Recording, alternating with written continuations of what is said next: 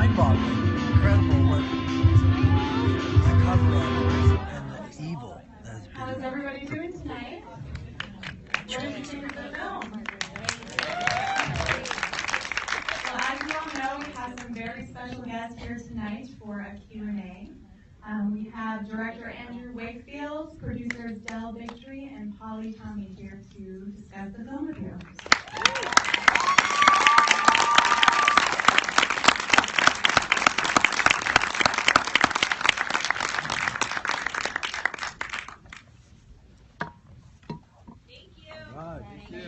Good job. Nice. I think we're just going to put it out. I think a lot of you have probably seen this Periscope, and we feel like we keep sort of opening up and saying the same thing. So tonight, we're just going to go straight to questions. Who has a question? You. Mine's kind of a two-part question. One is, how much hope do you have after having done this film that we'll get to the bottom of this, and what's being done to protect William Thompson now so that he eventually will have his chance to be in front of Congress? Okay, well, firstly, the most important thing we did to protect William Thompson was make his name public. Because, as you saw in the film, I mean, just as an example of this, a great friend of mine, colleague called Jeff Bradstreet, who is a physician with an affected son, was working on new treatments for autism and had some breakthroughs, and he was about to report them, and then he was found with a bullet wound in his chest floating in a river. And whatever he had, someone else didn't want him to talk about. I won't speculate on what happened beyond the fact that he was murdered. So, we're still on, yeah. So Thompson's protection is the awareness of the public that he exists and who he is. Beyond that, he needs to go before Congress to testify. So the question now is how to get Congress to do what they should do. And with the Flint contamination of water, then within 1 month of that being exposed, there was an oversight committee hearing, and the guilty parties were brought forward. And that was because the media embarrassed the politicians, and the politicians were forced to act. In this case, unfortunately, the media has been almost universally silent on this issue because they're owned by the pharmaceutical industry. And so it's up to the people now to force Congress to have hearings to bring Thompson forward. And that really comes down to you guys. It is absolutely essential that you contact your congressman, you visit your congressman, and you insist that this is taken to a full committee hearing. And they need to see this film. And the other thing you can do is go to vaxthemovie.com, and there you can download as a PDF the official complaint detailing the fraud, and put that in the hands of your congressman and say, this is the fraud, you must act on this, and this needs to happen now. Can I just also address your question on hope? There are countless parents across the world that have the same story as I have with my son Billy, and this film has given them a new lease of energy. They've been bullied and downtrodden for so many years trying to tell their story, and social media is just flying with the stories of vaccine damaged children. Our children are not going to go anywhere. So ultimately, I think the parents and our children who have been vaccine injured will win this. I just want to add that we definitely need you all calling your Congress people. The Congress people only listen when the constituents care, and they start thinking their jobs are on the line. When we made this movie, the entire purpose of being in theaters is for exposure. There's been lots of great movies made, bought, Greater Good, things like that used grassroots approaches, but they never were able to sort of penetrate the ceiling and get to the mainstream. And when I got involved with Andy, that was one of the things that I said, look, I've been delivering medical information to millions of people every day. We need to make a movie that can get into movie theaters so that that will be the billboard of the story. And so one of the questions we get from every audience is, what can I do? Well, certainly contact the congressman, but you know what you need to do? You need to fill this theater. Every theater we're filling now, we're getting calls from other theaters saying, I want that movie, that's a success. That's how, I mean, business ultimately is how this whole thing works. So what I'd really like you to do is everybody that really felt like they enjoyed this movie and that it made sense, can you please stand up for a second? Just stand up. Okay? Here's what I need from you. You are our reviewers. This is the worst reviewed film in the world because reviewers are refusing to see it and then they're just writing what the AMA tells them to write. I need you to make a pact right now in yourself to say, I'm going home, I'm going to write a real review of the film I just saw, and I'm going to contact 2 of my friends, I'm going to make sure that they come and see this film. Because that is how the United States of America works now. We have to stand up and do this. Our government's not going to do it. No one's going to do this for us anymore. We're in the midst of losing our democracy. That's what's at stake. This is just one issue. We've seen the banking industry. We've seen the oil industry. We've watched industry buying our politicians.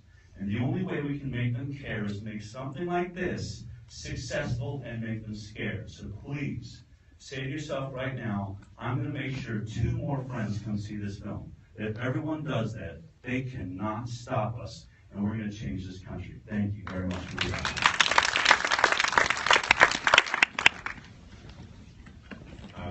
That lady at the back, and then that lady there. What do you guys think about the new law that just passed? SB 277. I tried to sign my daughter up for kindergarten because I chose to delay her vaccine so that I could get to know my daughter's personality first before she was injected with vaccines. She can't go to school. My only choice is just to homeschool her. So the question is, what do we do about SB 277? I live in Los Angeles. What I did was join Andy and try to make this movie, and I can tell you personally, we're all here to destroy that law. But it's going to take some time. That law is making its way into the Congress and the Senate. They're going to try to make it a national bill. And beyond that will be mandatory vaccines for adults. So no one's getting away from this. The pharmaceutical industry wants to make us into human ATM machines. We can't allow it to happen, but for right now, I mean, I have a child that's a year away from yours, so we have a year to try and figure it out. But you have to stay strong. If you have to homeschool, you have to do it. We have got to do whatever it takes. Do not, if you feel like vaccinating, I would never say don't vaccinate. Everyone has to do what they feel is right for themselves. But if your intuition says this isn't right for my child, do not let any law make you override what you're being told to do as a mother. And just know that we are growing the forces. This is going to change. There's no way we're going to allow this to happen. And I think that there's something massive happening. This film, the success of this film, all of the mistakes by the AMA and the medical associations, and we were just watching a news piece in Arizona. They just kicked our film out of a theater in Arizona because they got so much pressure from the local university and the AMA. And we're watching a 6-minute news piece on it saying thank you for the advertising. They can't stop us. They must be getting really frustrated. Yeah, they just keep making the same mistake time and time again. And what you've got to do, I mean, Tribeca, we couldn't have got more publicity if we tried. We can't buy this kind of thing. So, but you've got to focus on this now as being the most important issue in America today. If we reach a situation where 1 in 2 children born by 2032 has autism, an autistic spectrum disorder, you either care for a person with autism or you're affected yourself. There is no standing army, there is no police force, there is no workforce, there is nothing, there is no economy. It doesn't matter about foreign policy, it doesn't exist, it's irrelevant. So you have got to vote for the person who is going to change this, actually going to address this, someone who is not owned by pharmaceutical industry and their lobbies. So that is what is going to decide this. So if your politician is not going to act on this, then they don't get your vote, and that's what will frighten them. And so this is a very, very critical time in American history, because if we lose now, we lose for a very, very long time. Can I just speak to you as a parent to a parent?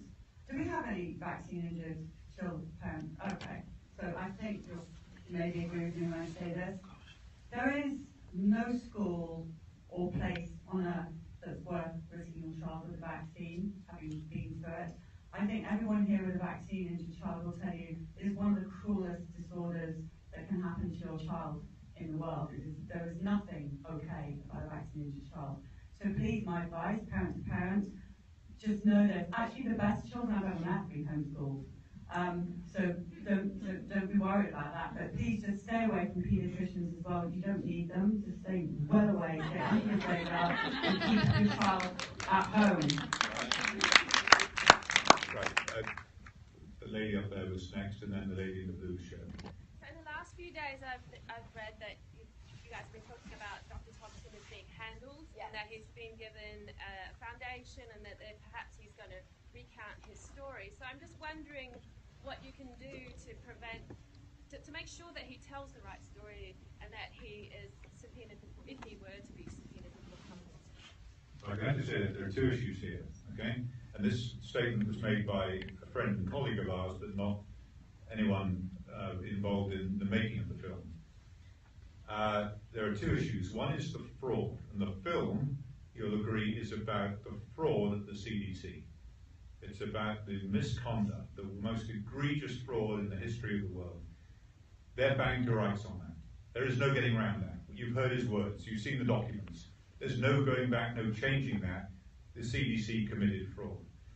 What they are trying to do is to exonerate the MMR vaccine. I think they've cut them loose, or threatened them. Even worse, they've said if you don't exonerate the MMR vaccine, then you're in real trouble. So this reanalysis, if it appears, is a data-raking exercise. It's abhorrent in science that 14 years after the event, 14 years after they had this information, they then go back and rake over the data to try and find something that exonerates the vaccine in a way of mitigating themselves. Oh, we committed fraud, but it's okay because MMR isn't that. It's absolute nonsense. What it does is to compound the problem. When you're in a hole, you stop digging. They are still digging. Okay, so when it comes out, if it comes out, please bear that in mind. Please bear that in mind. When you see in the media, oh, it's all okay, no, it isn't. And in fact, I've heard from Congress exactly this. They're not off the hook. This is about misconduct at the CDC, and that is what this is focused on. Okay, it's about accountability. So please, when that happens, be reinforced in the belief that what they've done is a travesty, and that we will take this forward.